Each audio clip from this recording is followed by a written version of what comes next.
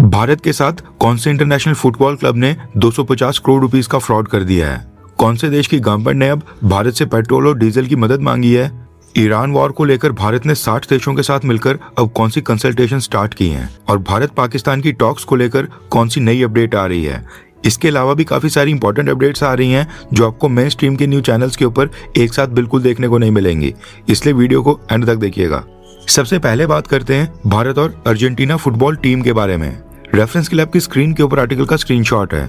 केरलम के sports minister ने statement issue की है जिसमें जानकारी दी है कि दुनिया के मशहूर फुटबॉल प्लेयर लायनल मेसी और उनकी अर्जेंटीना की फुटबॉल टीम ने केरलम स्टेट गवर्नमेंट के साथ चीट किया है और 250 करोड़ रुपीस का फ्रॉड कर दिया है। दरअसल केरलम स्टेट गवर्नमेंट ने अर्जेंटीना फुटबॉल टीम को केरलम में एक एग्जीबिशन मैच के लिए इनवाइट किया था। मार्च महीने में लायनल मेसी और अर्जेंटीना फुटबॉल टीम को केरलम आकर वहां पर एक फ्रेंडली मैच खेलना था। इसके लिए केरलम गवर्नमेंट ने स्पॉन्सर से पैसा कलेक्ट किया था और पिछले साल नवंबर 2025 से ही इस एग्जीबिशन मैच की हाइप क्रिएट की जा रही थी क्योंकि केरलम में कई सारे फुटबॉल फैंस हैं। लेकिन अब एंड मोमेंट के ऊपर केरलम स्टेट गवर्नमेंट ने जानकारी दी है कि अर्जेंटीना फुटबॉल टीम ने उनको चीट कर दिया है। केरलम के स्पोर्ट्स मिनिस्टर वी अब्दुर्रहमान ने एक स्टेटमेंट इशू करके कहा है कि इस मैच के लिए मैंने खुद कई बार डिस्कशंस की थी। स्पॉन्सर्स ढूंढना ये बिल्कुल भी आसान काम नहीं था। अर्जेंटीना फुटबॉल टीम को देने के लिए 250 करोड़ रुपीस अरेंज करने पड़े, लेकिन पैसे लेने के बाद अर्जेंटीना फुटबॉल टीम ने हमें चीट कर दिया है। हमें उनसे ऐसी धोखेबाजी की बिल्कुल भी उम्मीद नहीं थी। उन्होंने प्रॉमिस किया था आने का, लेकिन फिर आए ही नहीं। जब मैंने इंक्वायरी की तो पता चला कि अर्जेंटीना ने ऐसा 5 और कंट्रियों के साथ किया है। उन्होंने पहले भी 5 देशों से पैसे लिए हैं, लेकिन वहां भी मैच खेलने के लिए नहीं गए थे। अब सिचुएशन ऐसी है कि हमें उनके अगेंस्ट केस फाइल करना पड़ेगा और उनसे कंपनसेशन लेनी पड़ेगी। मैं अर्जेंटीना फुटबॉल टीम के भारत आने का काफी वेट कर रहा था, लेकिन उन्होंने हमको निराश कर दिया है। केरलम के फुटबॉल फैंस भी बहुत ही दुखी हैं। मुझे समझ नहीं आ रहा है कि मैं अपनी निराशा किसको बताऊं। ये कहना है केरलम स्टेट के स्पोर्ट्स मिनिस्टर का। अब ये अर्जेंटीना फुटबॉल टीम के ऊपर केस करने की बात तो बोल रहे हैं, लेकिन ये जितना आसान लग रहा है उतना आसान होगा नहीं। और ये जो इंक्वायरी करके पता चला है कि अर्जेंटीना फुटबॉल टीम ने पहले भी 5 देशों के पैसे खाए हैं, ये इंक्वायरी पहले ही कर लेनी चाहिए थी।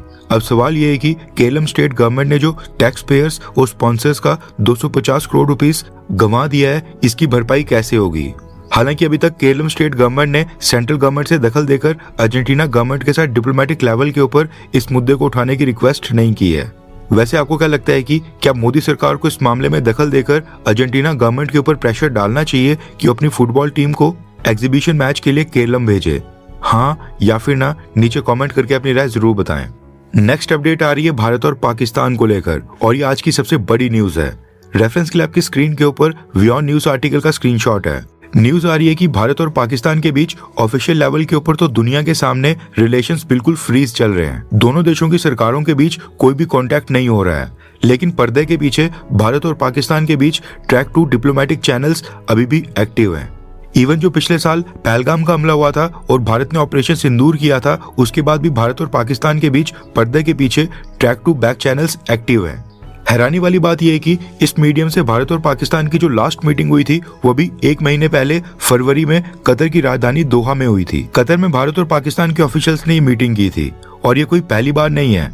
पिछले कुछ महीनों में मीटिंग्स के मल्टीपल राउंड्स क्वाइटली भारत और पाकिस्तान ने चुपचाप पर्दे के पीछे कंडक्ट कर दिए हैं। वैसे जिनको नहीं पता कि ट्रैक 2 डिप्लोमेसी क्या होती है, ये किसको कहा जाता है, तो उनकी जानकारी के लिए सिंपल भाषा में समझे तो ट्रैक 2 डिप्लोमेसी अनऑफिशियल टॉक्स होती हैं जहां पर कंट्रीज के retired diplomats, retired military officials या फिर रिटायर्ड एडवाइजर्स, पॉलिसी एक्सपर्ट्स और थिंक टैंक्स के मेंबर पार्टिसिपेट करते हैं। इन मीटिंग्स के अंदर कोई भी गवर्नमेंट डायरेक्टली इन्वॉल्व नहीं होती है, इसलिए कोई भी ऑफिशियल स्टेटमेंट या एग्रीमेंट या फिर किसी पॉजिटिव आउटकम का प्रेशर भी नहीं होता है। लेकिन इन मीटिंग से जो भी इनपुट मिलते हैं वो डायरेक्टली गवर्नमेंट तक पहुंचाए जाते हैं। पॉलिसी मेकिंग्स में इनडायरेक्टली इन इनपुट्स का इस्तेमाल किया जाता है। भारत और पाकिस्तान के केस में ये ट्रैक 2 बैक चैनल्स और इस तरह की टॉक्स ये कोई नई बात नहीं है। इस तरह की टॉक्स भारत और पाकिस्तान पिछले कई दशकों से करते आ रहा है। 1971 का युद्ध हो, न्यूक्लियर टेस्ट करने हो, कारगिल युद्ध, मुंबई अटैक, इन सब के बावजूद पाकिस्तान और भारत के बीच ट्रैक 2 बैक चैनल्स हमेशा ही चलते रहे हैं। एक समय पर तो भारत और पाकिस्तान के बीच लगभग 20 पैरेलल ट्रैक 2 डायलॉग्स एक साथ चल रहे थे। यानी ये कहना गलत नहीं होगा कि सरकारें बेशक बात करना बंद कर दें, लेकिन एक्चुअल में भारत और पाकिस्तान के बीच कम्युनिकेशन कम्प्लीटली कभी बंद नहीं होता है। इसके अलावा ये भी न्यूज निकल कर आ रही है कि ये track 2 back channel talks Bharat ने गलवान घाटी की घटना के बाद चाइना के साथ भी की थी उस वक्त भी भारत और चाइना के बीच ट्रैक टू बैक चैनल से इनफॉर्मल एक्सचेंजेस और बैक चैनल कम्युनिकेशंस ने दोनों देशों के बीच सिचुएशन को एस्केलेट होने से रोका था और बॉर्डर के ऊपर सिचुएशन नॉर्मलाइज हुई थी। वैसे आपको क्या लगता है कि क्या पाकिस्तान के साथ बैकडोर चैनल्स को भी बंद करना चाहिए? हाँ या फिर ना, सरकार को जैसा ठीक लगे। नीचे कमेंट करके अपनी राय जरूर बताएं। नेक्स्ट अपडेट आ रही है स्ट्रेट ऑफ हॉर्मुज से संबंधित, जिसको ईरान ने ब्लॉक किया हुआ है। दरअसल भारत के विदेश मंत्रालय के स्पोक्सपर्सन ने डेली प्रेस कॉन्फ्रेंस में जानकारी दी है कि 28 फरवरी को ईरान वॉर स्टार्ट होने के बाद अभी तक भारत के केवल 6 ships he straight of Hormuz को क्रॉस कर भारत आए हैं। अभी भी भारत के 18 शिप्स हैं जो स्ट्रेट ऑफ हॉर्मुज को क्रॉस करने का वेट कर रहे हैं। इसके साथ ही एक और जानकारी ये भी आ रही है कि ईरान ने भारत के बराबर बांग्लादेश के भी शिप्स को अभी तक स्ट्रेट ऑफ हॉर्मुज क्रॉस करने की परमिशन दी है। हम यहाँ पर सोच रहे हैं कि ईरान के भारत के साथ काफी अच्छे टाइज हैं, हम ईरान को मेडिकल सप्लाईज भी दे रहे हैं और ऊपर से ईरान की एम्बेसी भारत के लोगों से डोनेशंस भी इकट्ठा कर रही है। और जो चाबहार के अंदर भारत ने इन्वेस्टमेंट की थी, कई मिलियन डॉलर्स खर्चे, शायद इसलिए ईरान ने भारत के 6 टैंकर शिप्स को स्ट्रेट ऑफ हॉर्मुज से फ्री पासेज दी है। लेकिन यहाँ तो बांग्लादेश भी भारत के बराबर 6 टैंकर शिप्स उसके भी फ्री में स्ट्रेट ऑफ हॉर्मुज को क्रॉस कर गए हैं। जबकि भारत बांग्लादेश के मुकाबले काफी बड़ा देश है, हमारी रिक्वायरमेंट बांग्लादेश से एटलीस्ट काफी ज्यादा है। तभी बांग्लादेश की गवर्नमेंट भारत से डीजल और पेट्रोल मांग रही है और ईरान ने भारत और बांग्लादेश के सेम इक्वली शिप्स को स्ट्रेट ऑफ हॉर्मुज क्रॉस करने की परमिशन दी है। विदेश मंत्रालय के स्पोक्सपर्सन रणधीर जायसवाल सर ने एक और जानकारी दी है कि ईरान वॉर स्टार्ट होने के बाद गल्फ कंट्री से भारत वापस आने वाले इंडियंस की संख्या 6,24,000 तक पहुंच गई है। एंड अभी तो गल्फ कंट्रीज के एयरपोर्ट्स के ऊपर सभी फ्लाइट्स ऑपरेट ही नहीं कर रही हैं, लिमिटेड फ्लाइट्स को भी परमिशन मिल रही है। फिर भी 6,24,000 इंडियंस अभी तक भारत वापस आ गए हैं। नेक्स्ट अपडेट आ रही है भारत और मालदीव्स को लेकर। रेफरेंस क्लब की स्क्रीन के ऊपर आर्टिकल का स्क्रीनशॉट है। न्यूज निकल कर आ रही है कि श्रीलंका और बांग्लादेश के बाद अब मालदीव्स की गवर्नमेंट ने भी भारत की सरकार से पेट्रोल और डीजल भेजने की रिक्वेस्ट की है। भारत के विदेश मंत्रालय के स्पोक्सपर्सन रणधीर जायसवाल सर ने कहा है कि मालदीव्स ने शॉर्ट एंड लॉन्ग टर्म दोनों के लिए भारत से पेट्रोलियम प्रोडक्ट्स की रिक्वेस्ट की है। भारत की सरकार मालदीव्स की इस रिक्वेस्ट को एग्जामिन कर रही है और खुद की अवेलेबिलिटी और अपनी रिक्वायरमेंट को ध्यान में रखते हुए कोई फैसला किया जाएगा। वैसे आपको याद दिला दूं कि मालदीव्स के president Mohammed Muizzu India out campaign चलाने के बाद ही प्रेसिडेंट बने थे और प्रेसिडेंट बनने के बाद इन्होंने सबसे पहले मालदीव्स के अंदर जो भारतीय सेना वहां पर डिप्लॉयड थी, पहले स्टेप में उनको भारत वापस भेज दिया था। एंड आज जब इंटरनेशनल मार्केट में फ्यूल की शॉर्टेज हो रही है तो इनको भारत की याद आ रही है और भारत सरकार ने जैसे बांग्लादेश और श्रीलंका की मदद की है, आई एम श्योर कि वैसे ही भारत की सरकार मालदीव्स को भी पेट्रोल और डीजल भेजेगी। आपको क्या लगता है कि क्या हमें मालदीव्स की मदद करनी चाहिए, हाँ या फिर ना? नीचे कमेंट करके अपनी राय बताएं। नेक्स्ट अपडेट आ रही है पाकिस्तान से। वैसे ये न्यूज हमारे ज्यादा रिलेटेड नहीं है, लेकिन बस आपकी जानकारी के लिए ऐड कर रहा हूँ। न्यूज आ रही है कि पाकिस्तान की गवर्नमेंट ने अपने देश में पेट्रोल और डीजल की कीमतों में इतिहास का सबसे बड़ा इंक्रीज कर दिया है। पेट्रोल में 134 रुपीज की बढ़ोतरी हुई है, जिसके बाद पाकिस्तान में पेट्रोल की कीमत 458 रुपीज पर लीटर हो गई है और डीजल में पाकिस्तान की गवर्नमेंट ने 184 रुपीज की बढ़ोतरी की है, जिसके बाद पाकिस्तान में डीजल अब 520 रुपए पर लीटर हो गया है। भारत के मुकाबले पाकिस्तान रुपीस काफी वीक है, इसलिए अगर हम इस इंक्रीज को इंडियन रुपीस में कन्वर्ट करके समझें तो पाकिस्तान की सरकार ने एक ही बार में पेट्रोल में 45 यानी कि 45 इंडियन रुपीस के बराबर की बढ़ोतरी कर दी है। वहीं पर डीजल में 61 इंडियन रुपीस यानी 61 इंडियन रुपीस बढ़ा दिए हैं। भारत में हम इमेजिन ही नहीं कर सकते हैं कि सरकार अचानक से पेट्रोल में 45 रुपए और डीजल के अंदर 61 रुपीस का इंक्रीज कर दे। न्यूज आ रही है कि पाकिस्तान की सरकार ने IMF के दबाव में आकर ये किया है, क्योंकि IMF नहीं चाहता है कि जो रिलीफ पैकेज वो पाकिस्तान की सरकार को दे रहे हैं उसका इस्तेमाल पाकिस्तान की सरकार क्रूड ऑयल की बढ़ी हुई कीमतों की भरपाई करने में इस्तेमाल करे। इसलिए मजबूरी में पाकिस्तान की गवर्नमेंट को इंटरनेशनल मार्केट में बढ़े हुए प्राइसेस का सारा बोझ अपने देश के लोगों के ऊपर डालना पड़ रहा है, क्योंकि अगर पाकिस्तान की सरकार IMF की बात नहीं मानेगी तो IMF अगली इंस्टॉलमेंट रिलीज ही नहीं करेगा। पाकिस्तान की गवर्नमेंट के पास फॉरेन रिजर्व्स की शॉर्टेज है, दूसरी कंट्रीज के लोन्स वापस करने के लिए बिल्कुल भी पैसा नहीं है और जब भी ऐसी सिचुएशन आती है तो भारत के अंदर क्या होता है कि सेंट्रल गवर्नमेंट अपनी ऑयल कंपनीज को कई बिलियन डॉलर्स का फाइनेंशियल पैकेज दे देती है ताकि वो लॉस को रिकवर कर सकें। हजारों करोड़ रुपीस का कैपिटल इन्फ्यूजन दिया जाता है, लेकिन पाकिस्तान की गवर्नमेंट के पास ये कैपेसिटी नहीं है। वहाँ की सरकार ऑलरेडी लोन के ऊपर चल रही है और लोन की किस्तें देने के लिए भी सरकार ने नए लोन लिए हुए हैं। ऐसे में अपनी ऑयल कंपनीज को फाइनेंशियल पैकेज देना ये पाकिस्तान की सरकार के लिए बिल्कुल इम्पॉसिबल है। ऊपर से अब IMF का पैसा भी डाइवर्ट नहीं किया जा सकता है, जिसके कारण अब पाकिस्तान की गवर्नमेंट ने IMF के प्रेशर में आकर इंटरनेशनल मार्केट का सारा बर्डन, सारा बोझ अपने देश के लोगों के ऊपर ही ट्रांसफर कर दिया है। नेक्स्ट अपडेट आ रही है भारत और ब्रिटेन के बारे में।